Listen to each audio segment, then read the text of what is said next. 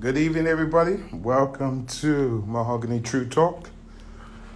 It's another week, and we have got the one and only Timi Dakolo, the originator of, as far as everyone's concerned, Nigeria's second anthem.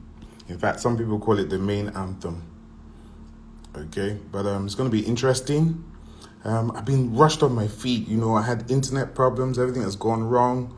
So we're just hoping that everything's going to work out all right. I'm hoping that I won't have the internet problems.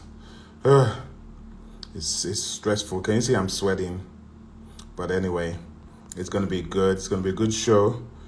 Timmy will be on anytime soon. So I think I need to get all the what do you call it, greetings and all of that sort of stuff out of the way, so that as soon as Timmy comes on, we can get straight into the show. Anyway, what am I going to do now? So, good evening, ladies and gentlemen, and welcome to Mahogany True Talk. Oh, it's another edition. We're calling this one the Entertainers Edition. Okay, so there's lots of entertainers that work within the entertainment industry. Sorry, my camera's all over the place. I know. Very disorganized. Not like me, but it's just one of those days that I'm disorganized. Sorry, just sorting myself out. Yeah, I know. No, very, very unprofessional. So, but anyway, I think I'm kind of ready now, kind of. So, we're just waiting for people to join. I can see my producer, as always, is online, doing a great job. Wari, well done. You do a great job on this show. Really appreciate everything you do as a producer. So, Timmy has already joined us. See, that's what I like about some people. They don't waste time. So I'm going to bring Timmy on in a second. So just let me quickly get the introductions out of the way. Good evening, everybody. My name's Shola Yabadi. Welcome to Mahogany True Talk. Mahogany Events, Productions and Events is an explorational production company. I'm being straight to the point here. We bring all the top guns, like we bring Timi Dakolo and others, to talk about everything entertainment. And today's edition is I'm hoping I am not going to have problems with my internet, because I don't know what's going on, but there seems to be a lot of things going on at the moment. Hey, My boss, Timmy, my man. good evening. Good evening. Oh, it looks like you are just getting out of bed, just getting ready to go to bed. I spent most of my hours in the studio today, so I just had my bath rushed and I got ready for this, and I'm ready. You didn't need to have your part for me. Oh. You could have just, I wouldn't have known now. My brother, how's everything, sir? I'm very well, oh. I'm very, very well. I'm very well. Thank you for coming on board. I mean, as always, we really appreciate you. We know you're a busy man, and your time is very valuable to you, so we really appreciate it. I don't want to waste time. I want to get straight into talking with you about the things we want to talk about. But let me first do an introduction about who you are, so that everybody knows. I know everybody knows already, but we like to do this. So Timi Dakolo is a Nigerian singer and songwriter. The Ghanaian-born singer is popularly known as the Nigerian King of Soul. Timi's music is a popular number at any wedding within Nigeria and beyond. The 2007 winner of the inaugural season of Idols West Africa is a devoted husband and father to 3 beautiful children. Ladies and gentlemen, please welcome the indomitable Timi Dakolo. This man is super. Good evening, everybody. Good evening, everybody. Timi, I know you've been busy working. I know things have been going on for you. I've seen you all over the place. But let me ask you this. Yeah, because not everybody knows. Okay, they know you from West African Idol and stuff like that. But how did your professional music start for you? Was it something you had always wanted to do, or was it just a hobby that turned into a career? I would say the latter. It was fun first until I now saw how okay, I can make money from this and I enjoy doing it effortlessly. So let me just take it from there. That's how it started. That's how it started because if I had if prior to that time, if the option was if someone had told me, this is what you're going to be doing, trust me, I wouldn't have said you're lying, you're just talking, you just wanted to talk. Because it's not even if I'd fallen into this option, I would have stood up. But it was after the after winning the West African Idol, I said, okay, I'm already here. So let me take it from here. Maybe this is the plan. This is like the divine plan. Okay. So let me take it from here. No need to waste all this popularity and all that. So that's how. So, okay, when we look back at you, we will say that your earliest rise to fame, of course, was winning the Idols West Africa contest. Tell us about your experience. How did you get into the competition? What was it like? How did you feel after winning? Because I mean, there were a lot of very talented singers that were in your particular set. And Yeah. so for you to rise above them and win, it must have been an experience. So tell us about that experience. Okay. Basically, I have a friend, God bless his soul, he's late now. His name is Isaiah. He kept coming to me every day. Like, they are having this advert on TV about some West African Idol stuff. And I think you should go for it. You should go for it. You should give it a go. I kept telling the guy, my friend, that's this kind of thing they used to choose winners. I beg, I don't have that kind of power. He kept coming like every day. He had this persistent character that he doesn't take no. But like there was one day I actually saw him coming, I just hid and all that. He came back and said he must go for this thing. It's quite interesting. You see that it's going to bring you it. Just go for the experience of it. Just try it. So I packed my bag. I told one of my friends that we normally just sing. You know how guys used to sit at the corner of the street and try to harmonize and sing and try to please girls that are passing. That's what we used to do. If the voice was good, I was our own. So I went. I chose Calabar as my center. When I went to Calabar, I did the audition. And what happened was that I thought like if you did the audition and passed, they're going to give you money to come to Lagos then and all those things. I spent my money to come here now. You just gave me one envelope. There's a CD inside. Go and learn the song. We would see you in Lagos. It was like movie to me. I mean, like, what do you mean? I should just come to Lagos. What kind of thing? But anyhow, I got to Port Harcourt back and I spoke to some friends and got transport to come to Lagos. They told me to come to Planet One. I used night bus, got to Planet One like 4:30. Then I told me that's not where they are staying. What kind of wala is this now? So I was outside that gate. Somebody came to pick me like past 7 to another hotel where I was staying. For the first time in my life, I was in a room all by myself. Like I had a hotel room. I feel like I was some form of a boss and all that. So that's how the journey started. Then I now showered and came back to the venue. When I came back to the venue that was top 80. When you come to Lagos, it's for top 80. When I got to the venue, that's when I discovered that people can sing in Nigeria. Like the whole place was buzzing. Like I could see people on TV that I could see people that I knew on TV. Like I was not saying, which kind of wala is this now? I don't these people that are singing, screaming for settle like this. Are you sure I can try this magic? So that's how I went. I passed that stage, went to top 24, top 24. It was because it was a difficult process. I've never been in a place where you get to learn a song and look at somebody's face if they like it or not. Prior to that time, I was just singing for myself. If I like a song, I learn it. I can learn it for 2 weeks. I can learn it for 3 weeks. I was not under any pressure to perform to anybody and all that. So that's how it started. Then we got to top 10.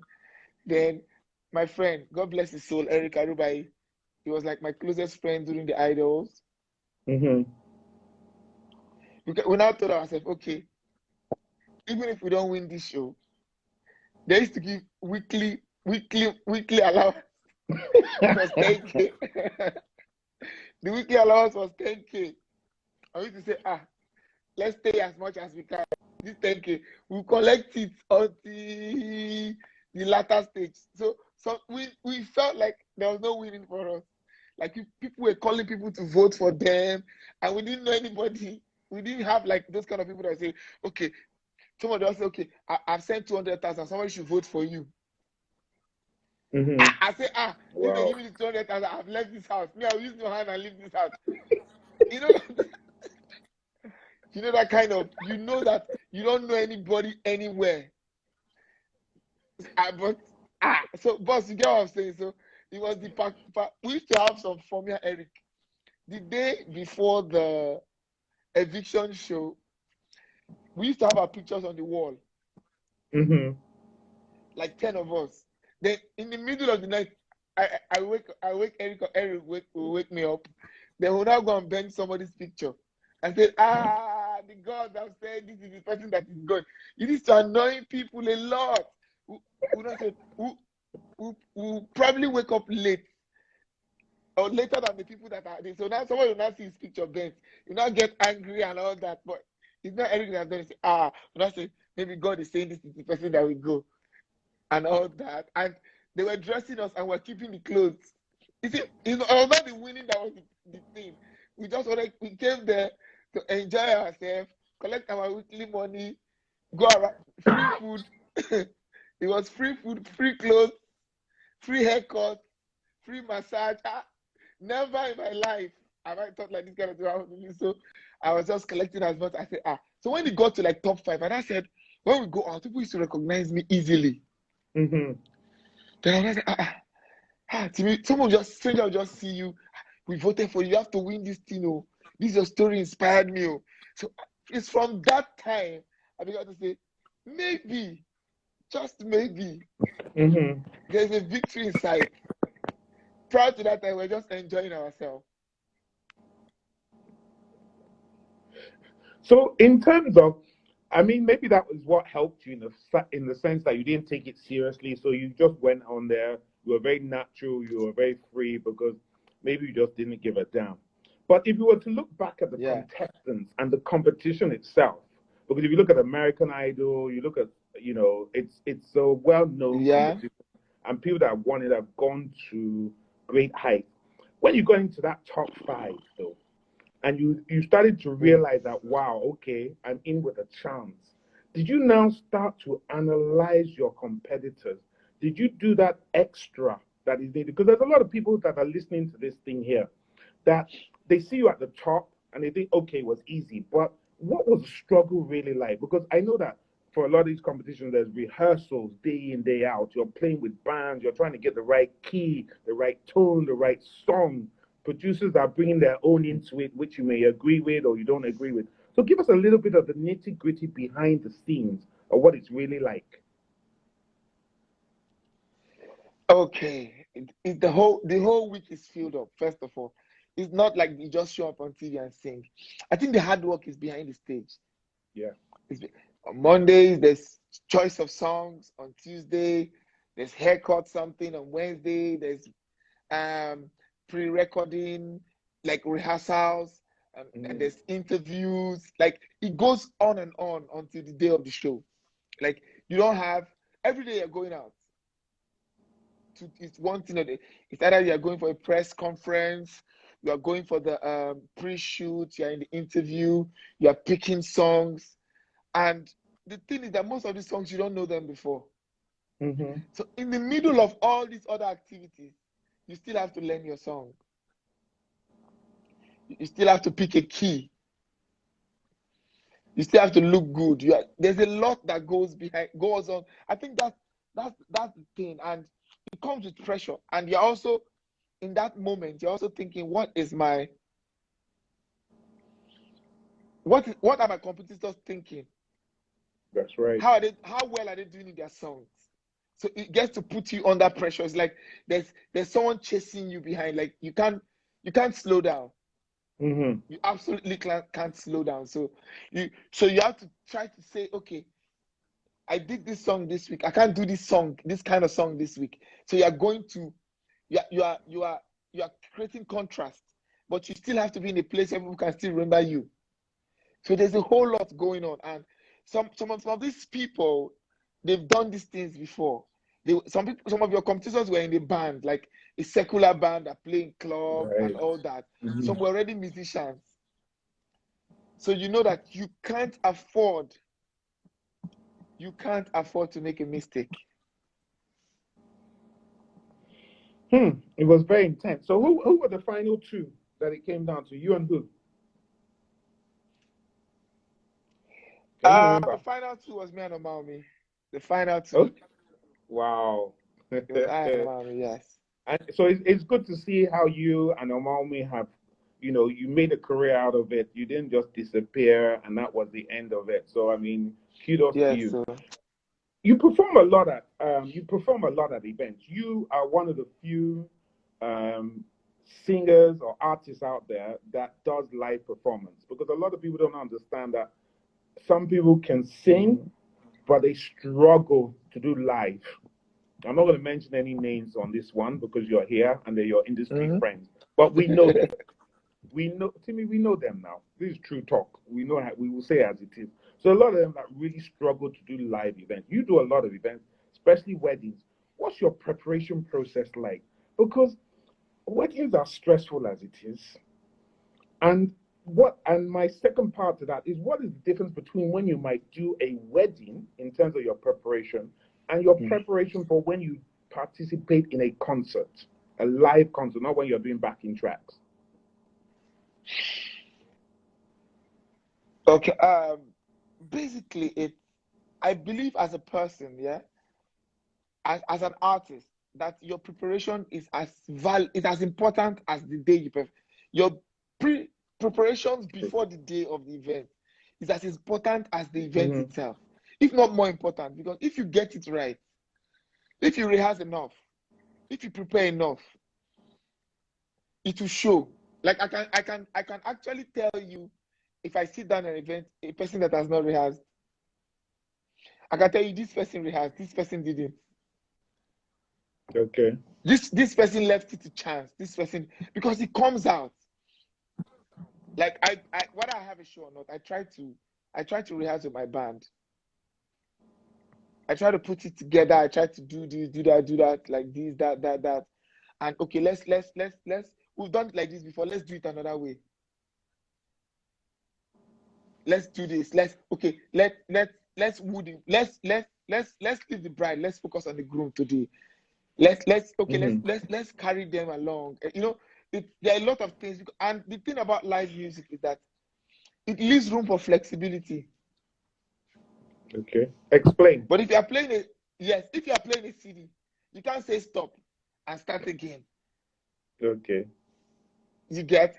Because I Yeah. can say stop the music and just my keyboardist and my drummer be playing. Then I can pick up from there. That's what the live music is. It's in terms of connection. It brings the audience closer to you. It's like they experience it more than when I'm playing on top of my voice or my name, which is never my style. I would never choose that. I will never choose that. It's the connection that live band brings.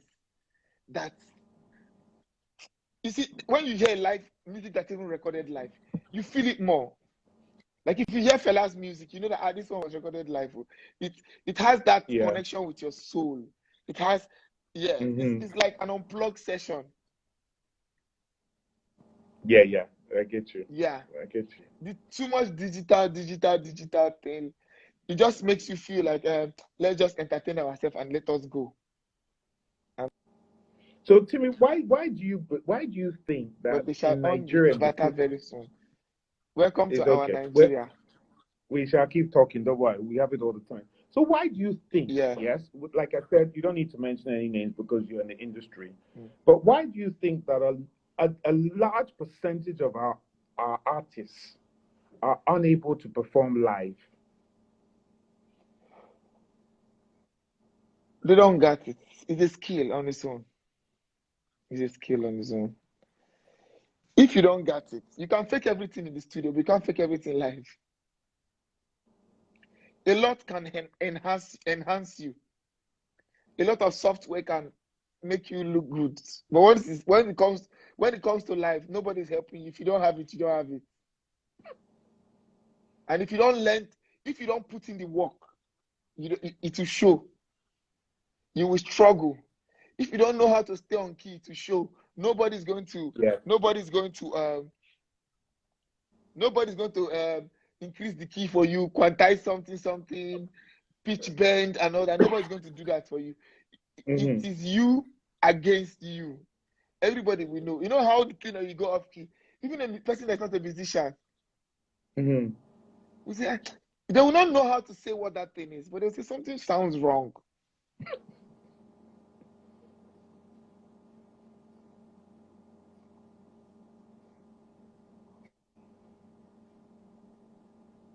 Get it? Okay.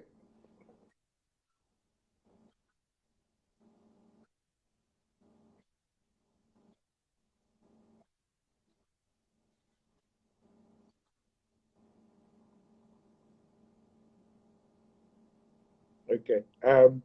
Timmy, can you hear me? I'm not sure if we're getting a little bit of internet problems. Okay.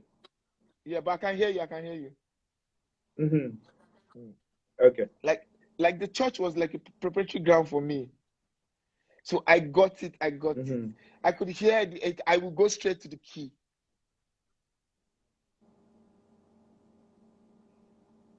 So it's not as easy as somebody in the vocal in the what do you call it, in the studio helping you to tune your voice and tune your voice. If you don't have it, you don't have it. If you don't work for it, if you don't work towards it, you are just going to be doing what you are doing until the day they catch you and say, okay, this show is live. You now come and sing 4 keys away from the real key. And I'll be blaming the keyboardist and the instrumentalist. But we see that happen. I know I shouldn't be laughing, but we see that happen all the time. You know, how can somebody have I mean, Wari says this a lot when we're discussing these sort of things. And he says, how can you have somebody that owns a song? It is your song. And you cannot sing your own song in the right key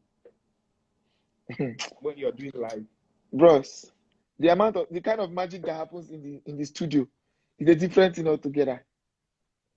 The things that happen in the studio is a different thing altogether. So, but because if you do that and you say, okay, I've not performed live. It's about one thing again. It's about priority and challenging yourself. I've not performed live. Oh, let me get a band. Let me get a band. Let us work on these things for 2 weeks, 3 weeks. You will improve. You will improve. I don't think you can be that static. You can be that static. Okay, turn off the music. Sing it by yourself. Sing it alone. Try. Know the places that you go off. Know the places that don't sound right. Then pick it up from there. Again. It's just like little baby steps. Like baby steps. You're going until one day. What I think that rehearsal does is that it breeds a certain level of confidence. Because you get to now know the thing that you're doing. You know when to do what, when to do what, when to say what, when to do this, when to do this. After a while, if you have sung something so long, repeatedly, you can be on key. You can actually be on key. You can even start with, okay, let me just get a keyboardist. Let the keyboardist play it. I'll be singing. Let him correct me the first day. Correct me the second day. Okay. On the third day, we're almost there. Then we add a drummer. Then we add a guitarist. It's the rehearsal. It's the rehearsal that people think that is not important. It's very important. Wari asked, how often do you rehearse? I have a rehearsal studio. Okay, so as much as I want to rehearse. Yes. Okay. Like today, I didn't do full band rehearsals. I recorded a song, but I had a 12-man backup singer with me. Mm-hmm. We were rehearsing, like, the thing, let me say it here. Let me say it here. They've learned the song, Mm-hmm. but they were not confident yet. So I can tell you that we sing the chorus. We sang that chorus for up to 100 times. Wow. Just the chorus. Just the chorus of the song. See, repetition is emphasis. Repetition is improvement. People don't know that, but repetition is improvement. It improves you because after a while, you have confidence. Okay, when you repeat a thing over and over again, after a while, it comes out effortlessly. So practice makes perfect. Yes. But people think there's a danger of thinking that I've known it. Mm-hmm. And you now stop.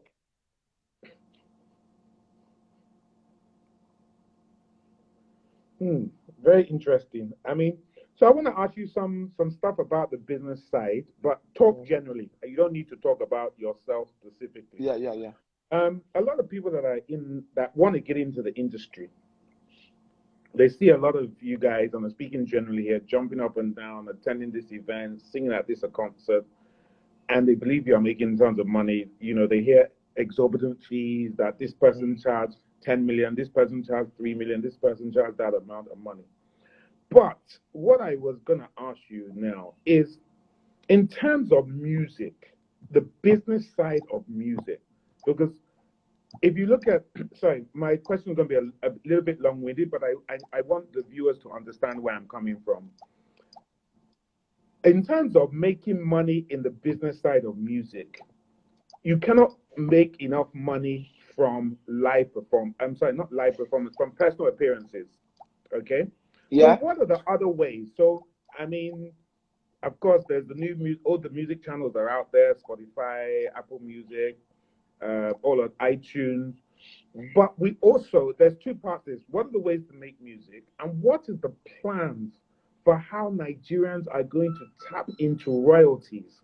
Because when you look at foreign artists, like the Beatles, for example, John McCartney makes close to something like $1 million a week on royalties. It's far more than that, but I'm just trying to be conservative.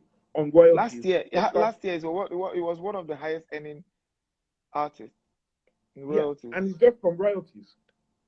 So, but we have not those questions and also explain what royalties are to people so they understand what that means as well, please. Okay, first of all, royalties are monies that accrue to you for a lot of different reasons. For some of them, songwriting, production, writing, even instrumentation. Some instrumentalists don't take one-off pay.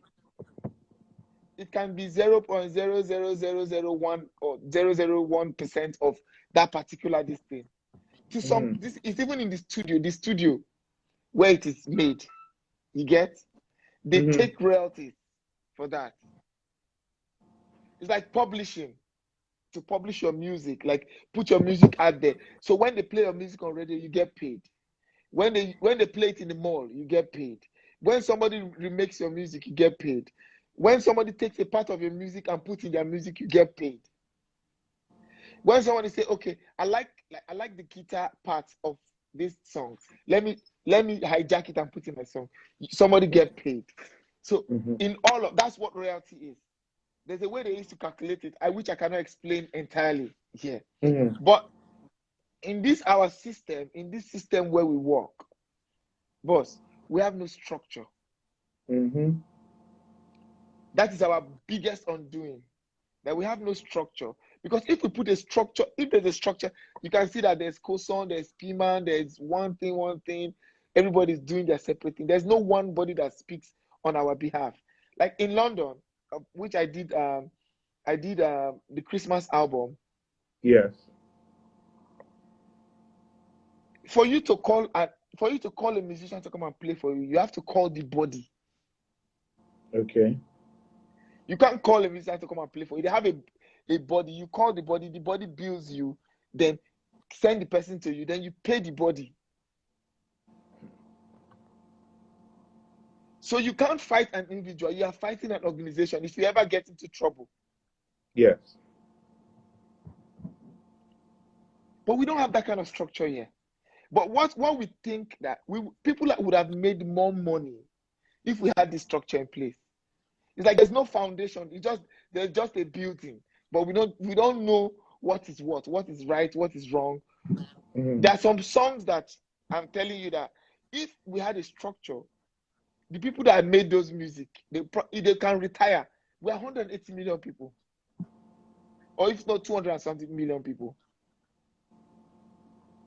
If people can just release one song and retire, songwriters will make money, instrumentalists will make money, record company, the artists will make money, the publishers, like the money will go round, but there's no structure, nobody to chase our money for us. So we're basically on ringback tones, little streaming, then the biggest chunk of it is performance.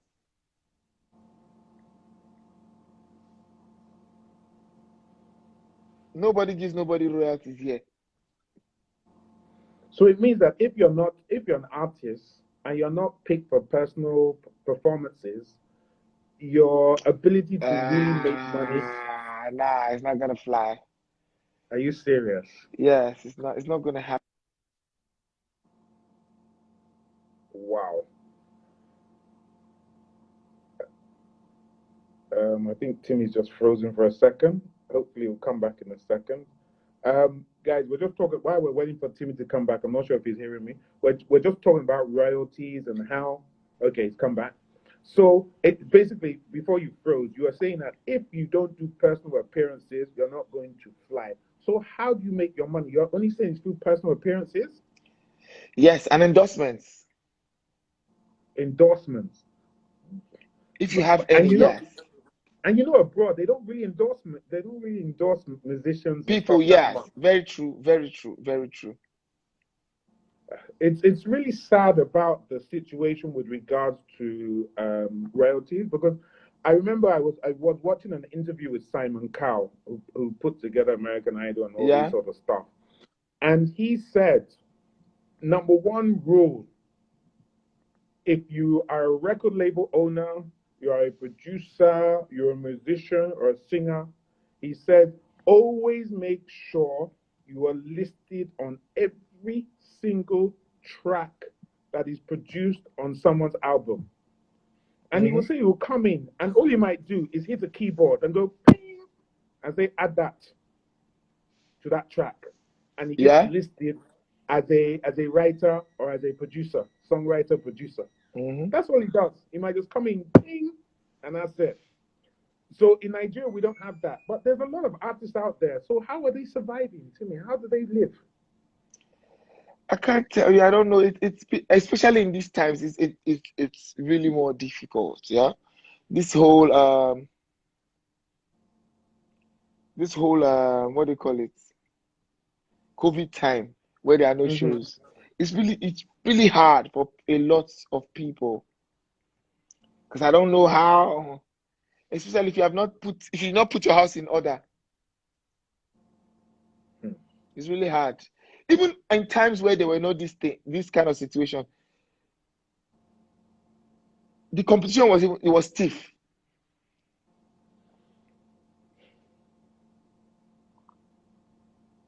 Wow. I don't know what to say. So as a creative in the Nigerian entertainment industry, Timmy, so besides this one we just talked about, what are the other sort of challenges that you face? Let me see. Me, I'm very comfortable where I am. As a musician. I like to carve it. I've carved like a niche for myself. I'm on my part of town.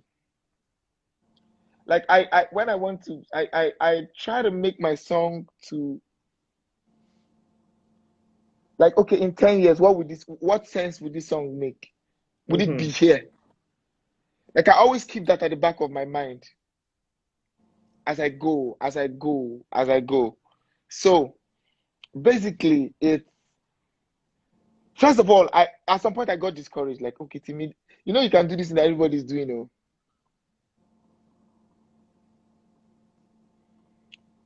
But that is not the kind of music that I have in my head. There's what they call music criteria. It means, in interpretation, it means what you think music should sound like. Okay. You can't tell a classical person that thinks that has this the criteria that about classical music, that their own is classical music. You can't tell them that reggae music is the best music. When you ask them about music, that's what they would say. They would think classical. So everybody, to somebody that Fuji is the criteria of your music is Fuji. You can't tell them that R&B is something. So, boss, you get what I'm trying to say. So it's your interpretation of what music should sound like that directs your attention to what you would love and want to listen to. So me, I have the way I think music should sound like. I like when it sounds live. I'm a big fan of reading, but I'm also a big fan of lyrics. I like the taste of words. I like words that make me think. I like it so much. I like if I write something down, I think like I'm my biggest critic. If I write something down, I will ask myself, is it the best way you could have said this thing? Like I always tell a lot of people that music is not written, it's rewritten. In the sense that you did not see the ones that I threw away. You didn't see the lyrics that did not make it to the script. True. The ones that I canceled, the ones that are in the bin as I go on. You did not see when I said jeans. You did not see where I said blue jeans instead of this thing denim or rugged jeans. You did not see that. So I say that music is rewritten, it's not written. And we had written a lot of unsaid things. We have written things that we threw away just to get to that one that we think was going to be. So that's it for me. So when you hear Bob Marley, oh pirate, yes, the rover, trust me, that's not the first thing he said. True. True. One love, one way, let's get together and feel all right. That is not the first thing he said. There are a lot of things he said before he got to that place. True. Very, very true. So, I mean, I like your phrasing. You like the taste of music. I mean, that in itself is original. I hope you've not copyrighted that, because don't be surprised if I start to use that somewhere. You like the taste of words. Good. Okay, but you see the thing. I still need to go back and drag you small, Timmy. Okay. You are making life sound too comfortable, too easy. You talked about your idol experience, and it was just fun. You didn't take it seriously. You got there. You now talk about you now having been established and you're comfortable where you are. Are you honestly telling me that you have not had any challenges in this business? I have. That would not be what true. What are the kind of challenges? In the last 4 months, I've not felt like music. In the last 4 months. Why? I don't know. Some days I get tempted to say, should I just do something else? It's not a physical thing, it's a mind thing.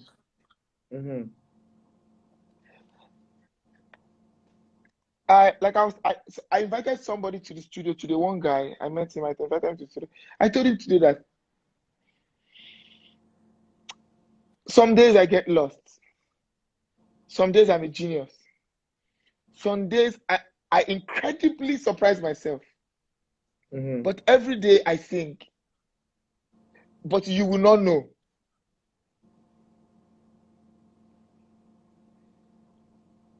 In the last 4 months, I have voice notes. I have voice notes of songs I want to write and everything.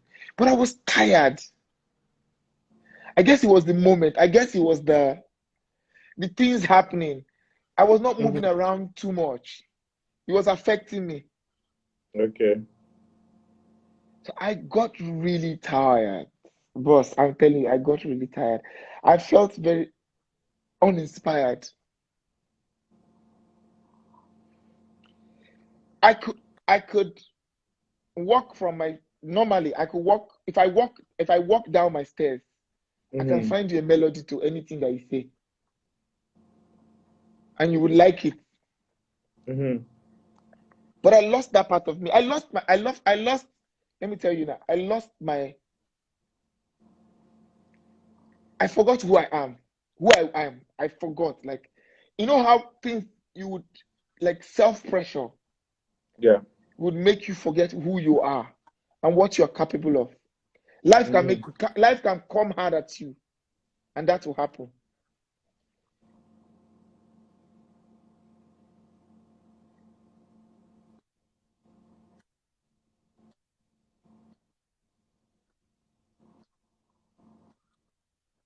I said I went back to listen to some of the work that I did, and it uplifted me. I said, ah man, you've been trying, you were trying. So when you see people slump into some of mental depression, it's all these things that causes it. Sometimes it's something that you cannot explain to anybody. You can't. In the last 4 months, I'm telling you, music used to be my escape route, but it wasn't. I had a teacher that was teaching me how to play the piano. I was doing that too, but I know when I'm in I know when I was in my zone. I know when I'm in my zone what I can do. I wasn't doing like 1/10 of it. But you get what I'm trying to say. I do totally. I feel you. I understand. Like the song that went to record today, I wrote it in 1 hour.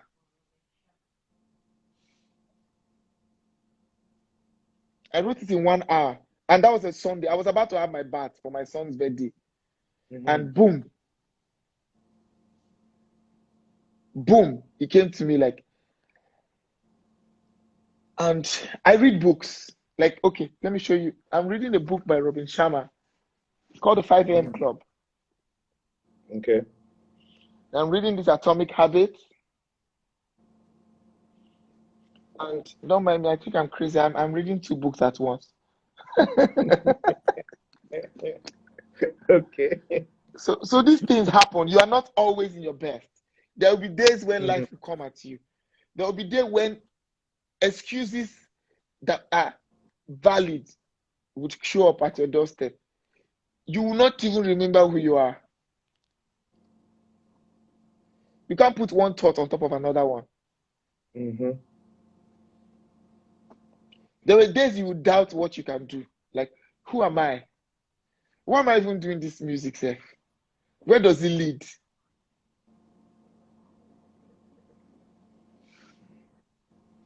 I hear you. I definitely hear you. And I mean, it's something that a lot of people that have been putting some comments and they've been relating to you because they've been thinking that they were weird or they were No, you're having not problems. weird. You're not weird. You're not weird at all. There'll be days I want to just close my ear. I don't want anybody to talk to me. Don't call me. I don't want to hear. So people that have been going through this, don't understand that you're not alone. Creative people in particular go through this quite a lot because you work on inspiration, on your creative juices. So, don't ever feel that your life is over because you've gone for a blank day or a blank week or even a blank month. You understand? Yes. So, Timmy, Great Nation, yes, is one Yeah. of the most popular songs. And a lot of people, including myself, I must be honest, I've said it should be our new national anthem. I must say, it's passionate. It's a powerful song. With Nigeria, the clock 60, it's still relevant now, even more than before. I know the song is about Nigeria. Yes, there's no doubt about that. And like I said, we view it as our national anthem. But what inspired you? What were your thought processes? What were your experiences that made you to come up with that song? Because most artists, when they're coming up with songs, they're thinking, "Hey, I need a hit. I need to make money. I need a hit. I want everybody to be dancing on the floor." I'm sure when you started doing that song, well, correct me if I'm wrong, your mind was not saying, "I'm expecting this to blow and be number one. I'm Yeah, expecting yeah. to be a pop selling hit." It's pop selling in a different way. So what went through your mind? What made you create that? Okay, let me say one of the few things I learned in Berkeley College of Music, yeah, is Mm-hmm. that the whole job, your entire job as an artist, is to leave your listeners with an experience, a significant experience rather, in Mm-hmm. their heart. That is your whole job. If you leave a person with an experience, they will never forget you. If you leave a person with an experience, they will never forget you. So that is at the top of when you begin to write anything. I'm talking to people now. When you begin to write anything, when you begin to do any form of art, when you are going, like you are going for a meeting, you want to meet somebody, you have to pitch something. Don't sell your market. Leave the person with an experience. They will never forget you. It is not the song that you are selling, it's the experience that will make people come for more. Mm-hmm. Like, okay, let me give an example. There are some places that that it's not the neatest of places, but the beans that you buy there is like no It's sweet. other. It's sweet. So you will knot your tie, stay on the line humbly. You're not anybody's mate on that place. It's the place that people should not find you. But because of that experience you always have with that beans, you damn every other consequence. But you go and have it. That is the thing in the back of my mind. A lot of people say Nigeria is this, Nigeria is that. But the truth is that it is only truly, this is the only place you can call home. True. It's the only place that we can call home. So that's where it was born out of. I told somebody one day, like, see, let me tell you, we say Hausa and Yoruba Hausa. Let me tell you, some of these things that we do, this tribalism that we do, it was borrowed. Have you experienced an Hausa person that did that thing to you? No. Have you experienced a Yoruba man that did this thing they are talking to you? No. An Igbo man cheated you before? No. Somebody told you. True. Somebody told you this thing, and you carried it, and you are living by it, but you have not experienced it. Your uncle experiences somewhere. So unfortunate. Is one of that person that did that thing to your uncle is one of many Igbo man. You get my point, Mm-hmm. boss. Yeah. So I'm saying to you that we are all that we have. We are all that we have. The day that we say as a people that enough is enough, enough is enough. That is the day that enough will be enough. Very true. Another illustration is that, have you seen us watch football? If you think Nigeria hates, you said we hate each other. When we Yes. go and So watch football, yeah, we don't like care what? which state one person is from. Yes. We're all vying for our team to win. Yes. Because we have a common interest. When the match has ended, why don't we keep up with that energy? Mhm. True. We all go back to our mundane. Very true. Very, very true. So, Timmy, my final question to me, thank you so much for your time. You spent nearly an hour with us. Yeah.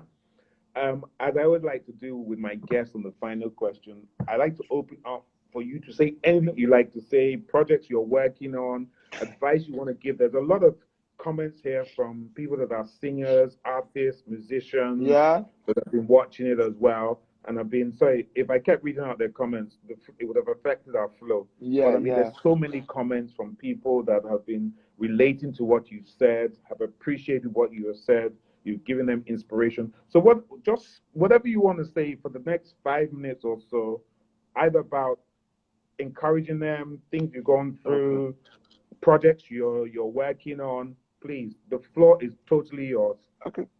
First of all, I would like to say, start today.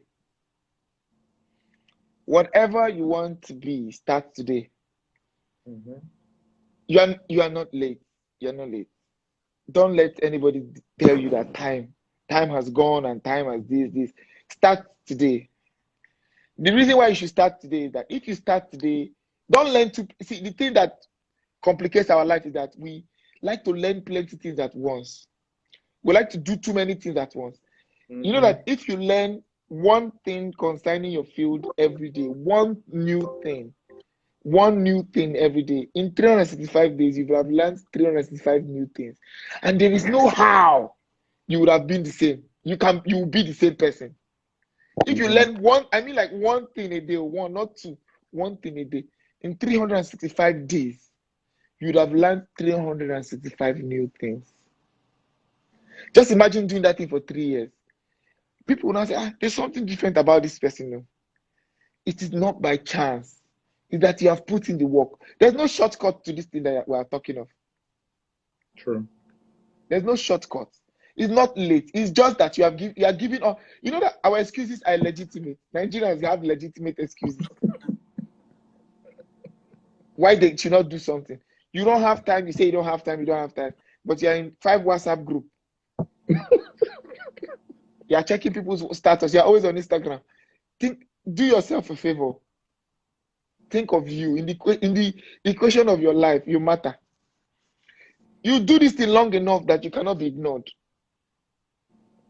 You cannot be. People are saying, what's up? They're not giving us opportunity. There's a level you get to. You don't need the opportunity. See, you don't go, rather you don't go and beg for it. You have become a maestro in that field that they will look for you.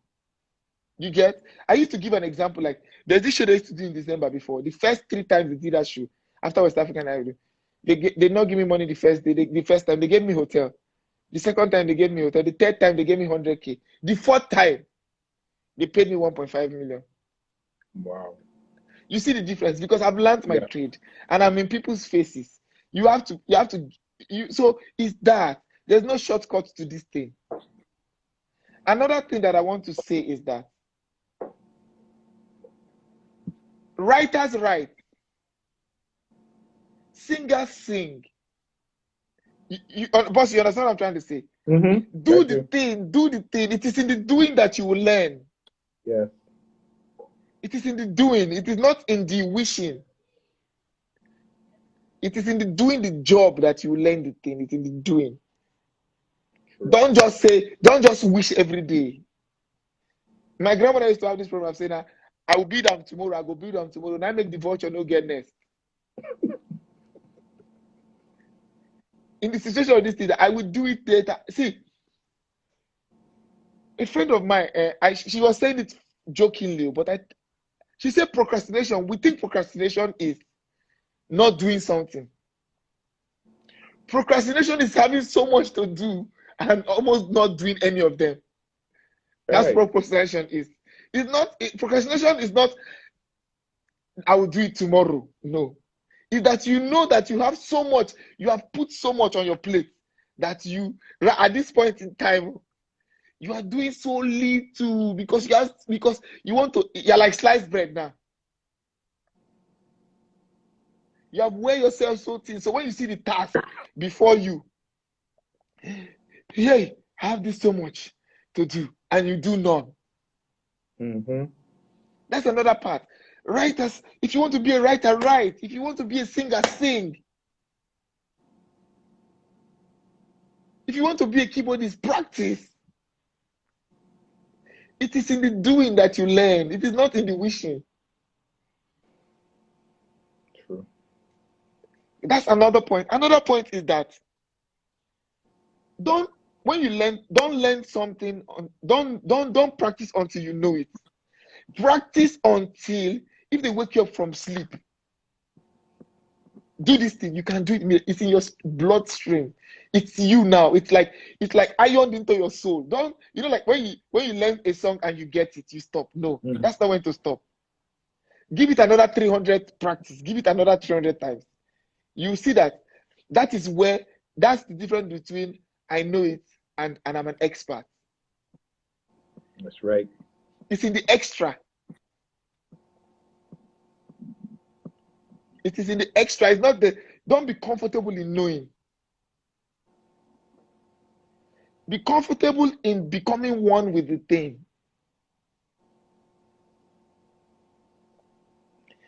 Because we, like we church, we used to use the word grace. We used to abuse that word there. Oh, one day grace will call all of us. Leave me alone. Like, actually leave me alone. I don't know what people are doing. Just leave me. I'm not involved in this thing. Leave me alone. Because we do little of the work and say, the grace of God would, I have the grace. No. Grace shows up for hard work. Grace is not, if you're a lazy person, you should not even mention the word grace. If you're lazy, it should be a crime. So that's the thing. Put in the work. Put in the work up until you cannot be ignored. Like, when you write something, they will know that somebody wrote something. When you sing something, they will know that somebody sang something. Because the work does not hide. That's how they now begin to pay you better money. The laborer that laboreth is worthy of his wages. Yeah. It's true. Because that's the word I want to say. If now we are saying all of us want to blow, let us be honest. Let us be honest. Are you deserving of, does the work that you have put in, is it deserving of the blow that you want to blow? Or you just want to blow out of nowhere? Let's measure your work and the blow you want to blow. Can they go together? I hope with these few points of mine, I've been able to convince you that monkey, they climb banana tree. Boss, thanks. Timi, you've been great. That was perfect timing as Instagram starts to do their countdown for us. We appreciate everything you've done. We appreciate you coming on board. We wish you God's blessing, continued success. You will continue to inspire us as you always do. You will continue to soar to greater heights. We love what you're doing. We love the fact that you could be honest with us, that you could take the time out. I'm sure everybody's here is appreciating everything you've said. I've seen so many great comments. Timi, take good care of yourself. I'm glad God you're bless back you, on boss. track. We're hoping to book you again very soon for more events that we like to do. All right. So take care. Say happy birthday to your son. We saw the phone you got him. It was amazing. Thank you, boss. His reaction was mad. Thank you, boss. Thank Greet you, your boss. wife also. All Thanks, right. boss. Take care. All right, So, guys, that was Timi Dakolo. Fantastic. We appreciate him. We appreciate you guys for joining us. Please join us again next week, Tuesday. We'll be back again with another great True Talk guest.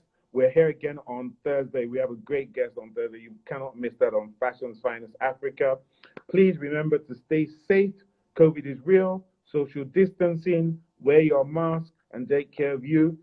The entertainment industry will soon be back on track, so we'll be partying and having fun. Good night, everybody, and take care.